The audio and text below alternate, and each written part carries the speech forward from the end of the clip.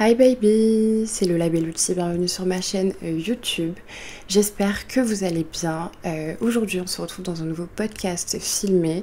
D'ailleurs je suis super contente de vos retours par rapport au dernier podcast. Et je suis super contente d'être de nouveau derrière ma caméra pour soulever une nouvelle question. Aujourd'hui on n'est pas au studio comme dans le dernier podcast. Là on est chez moi dans mon petit cocon pour soulever une question qui va toucher un petit peu à ma vie privée. Je vais un petit peu me confier à vous, bon comme d'habitude, mais là cette fois-ci c'est un step en plus, on est un petit peu plus dans l'intimité. Donc avant de commencer et d'aborder le vif du sujet, tout ce que je vais dire encore une fois n'est que mon point de vue, mon expérience personnelle, et ça n'engage que moi. Je vous demande pas forcément de partager le même avis, mais vous pouvez aussi exprimer le vôtre en commentaire. D'ailleurs c'est fait pour ça. Et je suis curieuse de savoir un petit peu ce que vous en pensez à ce sujet, puisque c'est une question qui revient tout le temps et j'arrête de faire durer le suspense. Je vais vous dire de quoi il s'agit. Aujourd'hui on va parler de comment ma famille a réagi quand je leur ai annoncé mon métier. Donc pour ceux qui auraient loupé un épisode, je suis actrice X, donc je travaille dans l'industrie pour adultes et forcément c'est un métier un petit peu atypique et il y a beaucoup de curiosité. Je peux comprendre parce que moi-même, si j'avais pas été actrice X, c'est une question que j'aurais pu me poser. Donc voilà, je trouvais ça intéressant d'y répondre aujourd'hui et comme ça vous saurez vos petites réponses. Donc on va remonter un petit peu en arrière. Je vais pas non plus m'étaler sur tout mon parcours parce que j'en ai déjà parlé dans mon premier podcast filmé. Donc si vous ne l'avez pas vu, je vous invite vraiment à aller le voir. Je retrace un petit peu tout l'historique, mon parcours. Je vous explique comment j'en suis venue à faire actrice X. Donc voilà, si vous voulez avoir ces infos, je vous invite à aller la regarder. Aujourd'hui, on va simplement parler, ça fait déjà beaucoup, on va parler de l'impact que ça a eu sur mes relations familiales. Donc du lien que j'ai avec mes parents, de la relation que j'entretiens maintenant, qu'est-ce que ça a changé. Donc moi il faut savoir que j'ai commencé le X en janvier 2021, je crois, si je dis pas de bêtises. Donc ça fait un peu plus d'un an et donc clairement ça a changé ma vie, ça a changé toutes mes relations, pas que les relations familiales, mais c'est ce dont on va parler aujourd'hui. Et ça a changé beaucoup de choses. Par où commencer? Je ne l'ai pas annoncé comme ça tout de suite à mes parents, je leur ai pas balancé la bombe en mode salut, je fais du X, faites-en ce que vous voulez et bye. Ça aurait été beaucoup trop facile, mais c'est pas vraiment comme ça que j'imaginais annoncer la chose et finalement l'annonce ne s'est pas faite non plus comme je l'imaginais. En fait, ça s'est fait progressivement parce que comme j'ai dit dans mon premier podcast où j'explique un peu mon parcours, je vais brièvement revenir sur ce que j'ai dit, mais je me suis pas jetée dans la gueule du loup comme ça du jour au lendemain. J'y suis allée progressivement parce que il y a quand même une grande différence entre être derrière son écran et faire des cams et d'un coup être sous les feux des projecteurs. Donc voilà, j'ai mis un certain temps pour y réfléchir parce que déjà je venais de me séparer, donc j'étais en pleine rupture, donc clairement j'étais pas en état de prendre des décisions et je voulais aussi bien peser le pour et le contre.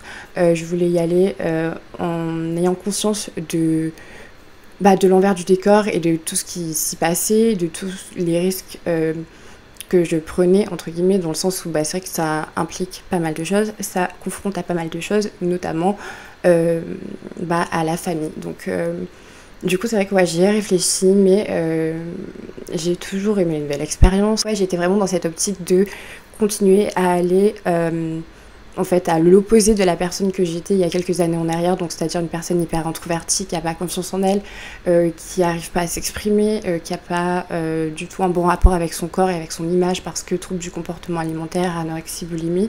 Donc dans ma tête c'est un petit peu un challenge dans le sens où je sais que ça allait encore à l'opposé de la personne que j'étais, avec un petit peu tout ce qui s'était passé dans ma vie, et c'était pas vraiment la personne que j'étais, mais c'était la manière dont je m'étais construite qui me correspondait pas du tout. Et du coup ça allait en fait finalement dans la continuité de me reconstruire à travers mes propres expériences et avec des expériences qui étaient pour le coup vraiment différente, voilà. Donc ouais, j'ai toujours voulu être indépendante, j'ai toujours détesté bosser pour des patrons, mais ma famille me répétait souvent: tu es fille d'ouvrier et tu resteras fille d'ouvrière. Et je leur en veux pas du tout parce que pour eux c'était leur vision, mais je la partageais pas forcément. Et bien que j'ai été toujours rebelle, c'était clairement pas un choix pour les provoquer ou pour aller, en fait, pour renier leurs valeurs. J'acceptais leurs valeurs, mais pour moi elles correspondaient pas à ce que j'envisageais pour moi. Et à ce moment-là, c'était moi la priorité. J'avais beaucoup souffert dans le passé, etc. Donc là, clairement, c'était moi. C'était moi avant tout et ce que j'avais envie de faire avant tout. Et je savais qu'ils allaient probablement pas bien le prendre. Et effectivement, ils ont eu un choc.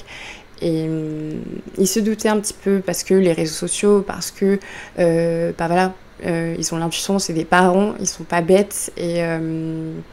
Mais je pense qu'il redoutait de le savoir. Et je me suis complètement attiré les foudres de tout le monde, en fait. Clairement, j'étais quand même prête à ça parce que j'avais beaucoup réfléchi, comme je l'ai dit. Et c'est quelque chose que j'avais envisagé. En fait, pour moi, c'était même certain. Et c'était normal, en fait, que d'avoir une mauvaise réaction de leur part. Enfin, c'est pas une mauvaise réaction, c'est leur réaction. Je veux pas dire mauvaise, mais voilà, c'est d'avoir cette réaction, finalement. Et j'apprenais un petit peu, c'est vrai, parce que bah voilà, c'est les parents et on veut jamais vraiment les décevoir. Mais voilà, comme je l'ai dit à ce moment-là, c'est moi ma priorité et j'étais prête à ça. Et voilà, je me suis dit un peu dans ma tête, en fait, si c'est ma famille et si les liens du sang sont si solides qu'ils y paraissent, bah ça devrait pas changer leur regard sur moi ni leur amour pour moi. Donc je voyais un petit peu les choses comme ça. Et je demandais pas à ce qu'on me comprenne, j'acceptais le fait qu'on ne puisse pas me comprendre. J'étais prête à cautionner qu'on puisse me tourner le dos, en fait. J'étais prête à me retrouver seule face à mes choix. Et au final, ça s'est fait progressivement, la manière de le faire. Ça s'est fait par des intermédiaires un petit peu. Ça n'a pas été moi qui ai annoncé tout ça d'un coup. À ma soeur et à ma mère, oui, mais pas à mon père ni aux autres membres de ma famille. Ça s'est fait vraiment par rapport aux réseaux sociaux parce que une personne en parlait, une autre en parlait au repas de famille. Bref, vous imaginez quand même les repas de famille, ça doit être drôle. Enfin, pas trop pour eux, mais maintenant, voilà, ils ont un regard un peu différent. Anyway, je continue à développer. J'essaie de me mettre à la place de mes parents et je me suis dit que comme tout parent, quand ton enfant fait ce choix-là, clairement, quand il choisit une voie comme celle-ci, t'as peur.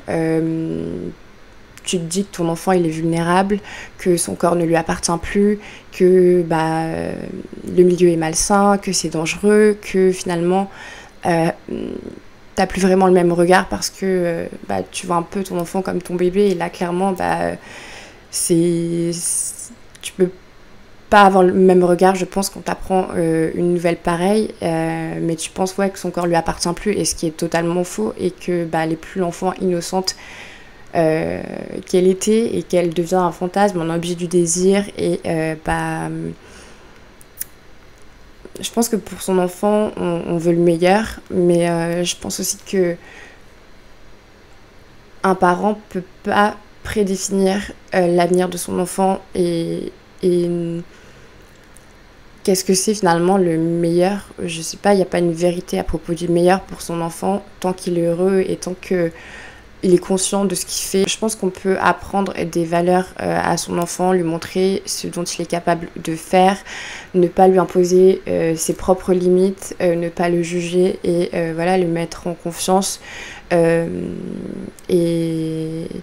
ne pas le juger dans ses choix, dans ses projets futurs, ni même dans sa créativité, dans ses envies, et juste essayer de l'accompagner, de le guider au mieux, mais de ne pas lui imposer, ni même le formater à ce qu'on aimerait, à un certain idéal.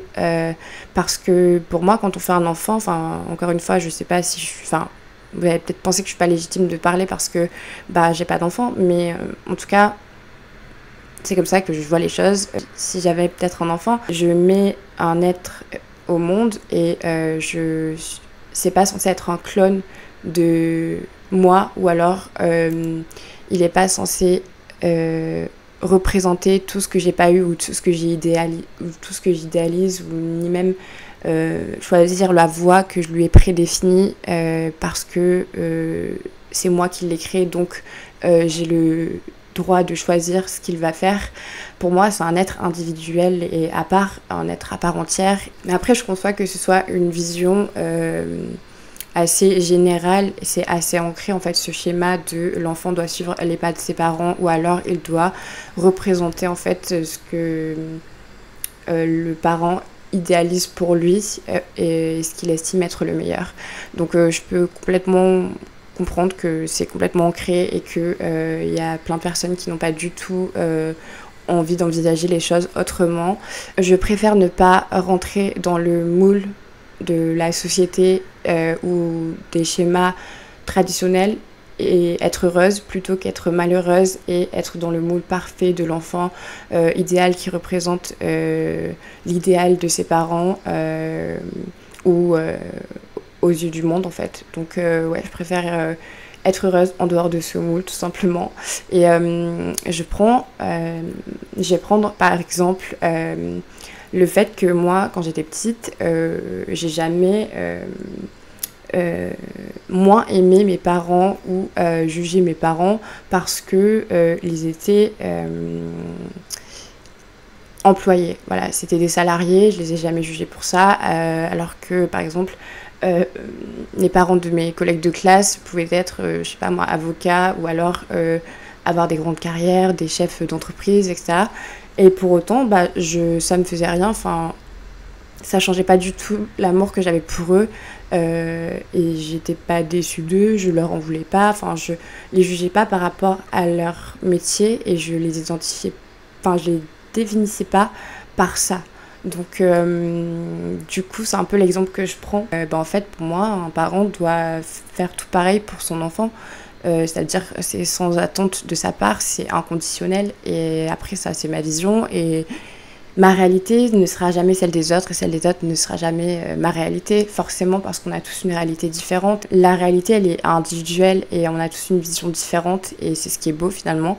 Et est-ce que j'ai envie d'être esclave des uns et des autres et du monde extérieur pour sourire? Est-ce que j'ai envie d'être dépendante de ça? Non. Et c'est même carrément l'inverse. Je suis indépendante de tout ça et je suis un être à part entière et qui me construit moi et qui est complètement indépendante des autres et finalement c'est un truc aussi où quand j'étais plus jeune j'avais beaucoup de mal avec ça, avec le regard des gens, enfin j'avais tout le temps besoin que tout soit parfait, de correspondre, de juste être dans le moule parfait et voilà un peu l'enfant idéal, c'est vraiment ce que je voulais quand j'étais plus jeune et ça m'a pas rendue heureuse, du tout dans mon évolution, ça m'a emmenée à vouloir avoir le contrôle sur plein d'autres choses ou les troubles du comportement alimentaire, enfin bref, j'ai compris qu'en fait il fallait que j'envisage les choses autrement et que c'était le mieux à faire pour moi, peut-être pas pour les gens qui m'entourent parce que certes ça les a fait souffrir, en fait ça les a fait se remettre en question. Et je conçois que leur réaction a été hyper excessive et finalement être un mauvais parent c'est un peu la hantise de tous les parents. Mais je veux dire il n'y a pas de manuel où on apprend à être un parent parfait. Enfin je veux dire personne ne l'est, mes parents n'ont pas été parfaits, je n'ai pas été une enfant parfaite et c'est ok en fait. Il y a beaucoup de fausses idées autour du fait d'être un parent idéal, d'apporter telle ou telle valeur à son enfant parce que il y a des choses qui ont été en fait ancrées de génération en génération. Et du coup j'ai compris que moi mes parents ils ont fait ce qu'ils ont pu avec ce qu'ils ont eu et moi j'avais vraiment cette envie de faire ce que je voulais avec ce que j'avais. Je voulais me dire plus tard j'ai fait ce que j'ai voulu avec ce que j'ai eu et pas ce que j'ai pu avec ce que j'ai eu. Voilà, je sais pas si vous avez bien compris un petit peu, au pire repasser ce moment là, mais voilà c'est un petit peu ma vision et c'est ce dont j'avais envie. Et moi j'ai décidé que c'était pas suffisant à mon épanouissement et qu'ils en étaient pas du tout responsables. Et quand ils m'ont laissé la place à avoir une discussion et je suis vraiment reconnaissante en fait me laisser la place parce que c'était quand même assez mal parti. Mais ouais, ils m'ont laissé la place à m'exprimer, à essayer de comprendre. Et ouais, je leur ai dit que c'était pas du tout leur faute, que de toute manière, c'était juste que ça suffisait pas à mon épanouissement. Et en leur expliquant le pourquoi du comment, et surtout en essayant de les rassurer, en leur faisant comprendre que j'étais... Enfin, je sais pas, c'est rassuré dans le sens où j'ai essayé de leur faire comprendre que j'avais conscience de ce que je faisais et des choix et des conséquences et de ce que ça impliquait en fait. Et j'ai essayé de leur montrer, en fait, de déconstruire la personne qui pensait que j'étais dans leur idéal et leur montrer qui j'étais, comment je m'étais construite avec mes expériences et ce que ça m'avait apporté. Et je leur ai tout raconté, même des choses difficiles à entendre, je leur ai raconté parce que je voulais rien laisser dans le flou pour eux. Ils méritaient des explications et je me devais de tout leur dire, même si voilà, c'était pas forcément des trucs agréables à entendre.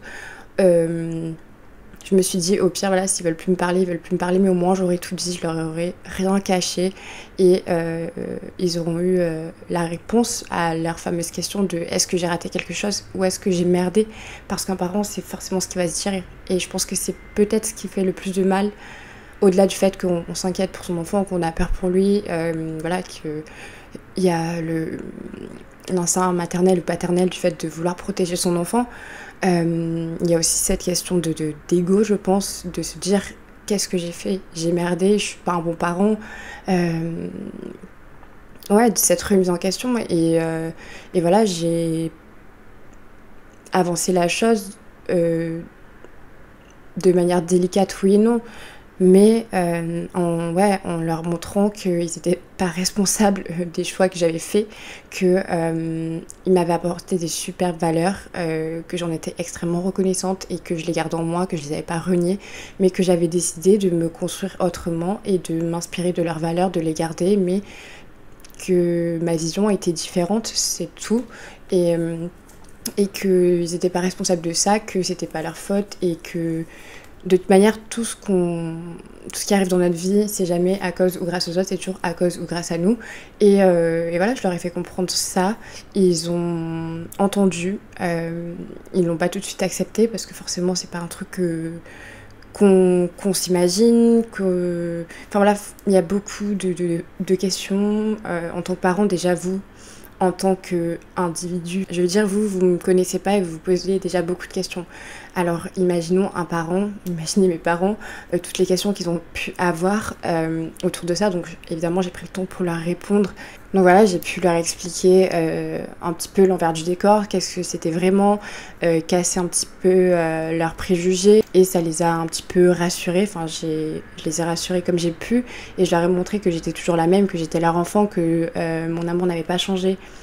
Et que c'était juste une expérience de vie et qu'il fallait que je la vive pleinement et voilà, qu'il fallait pas me mettre dans cette case juste d'actrice X et voir ça de manière en fait, voir le verre à moitié vide et plutôt le voir à moitié plein et voilà, et je suis reconnaissante qu'ils m'accompagnent dans cette expérience, enfin en tout cas qu'ils me soutiennent, parce que aujourd'hui je sais pas, ils sont quand même assez fiers de moi dans le sens où je suis indépendante et de toute manière ils ont compris que je préférais la manière officieuse de présenter mon métier et ce que je fais, pas que je considère que actrice X soit négatif ou péjoratif, mais en tout cas aux yeux du monde un petit peu et voilà, ils se sont dit qu'est-ce qu'elle va faire après si jamais ça s'arrête, parce que oui, une carrière c'est quand même assez éphémère, surtout maintenant les carrières sont de plus en plus courtes et voilà, moi j'ai plein de projets et quand je leur en ai fait part, et ils étaient en mode what on s'attendait pas à tout ça. J'ai préparé le plan A, le plan B, le plan C et j'ai plein d'envies, plein de projets et je vais faire en sorte qu'ils se réalisent et à l'heure d'aujourd'hui je fais tout pour qu'ils se réalisent. Et du coup, ils ressentent une certaine fierté parce que, voilà, je leur ai fait comprendre que quand même, ils m'avaient beaucoup inspiré et que, voilà, ils m'avaient donné leur éducation et que voilà, c'était pas un drame ce métier, que ça changeait pas la personne que j'étais et ni mes projets futurs et ce que j'envisage pour mon avenir.